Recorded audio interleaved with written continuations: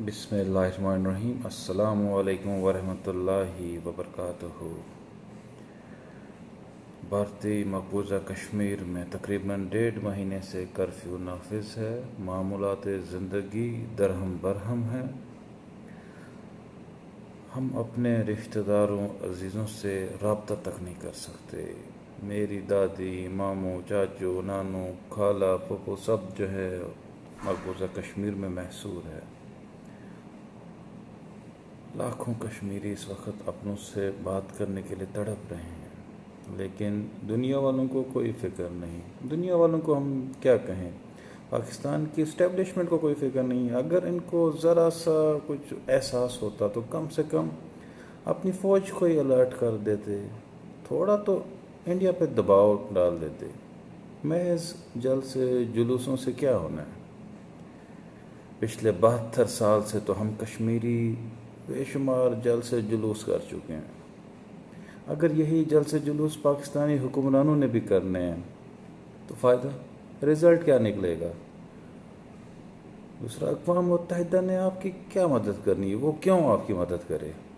उसका मकसद ये थोड़ी है कि मुसलमान ममालिक या मुसलमानों को कोई रिलीफ देना। वो तो महज सुपर पावर्स के लिए बनी है।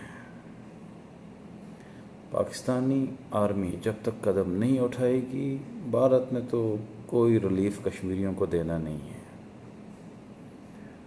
हल सिर्फ यही है कि पाकिस्तान अपनी फ़ौज को हाई अलर्ट कर दे, जिससे इंडिया में थोड़ा खौफ व हरास पैदा हो, तो फिर जाके वो कश्मीरियों को कोई रिलीफ देंगे।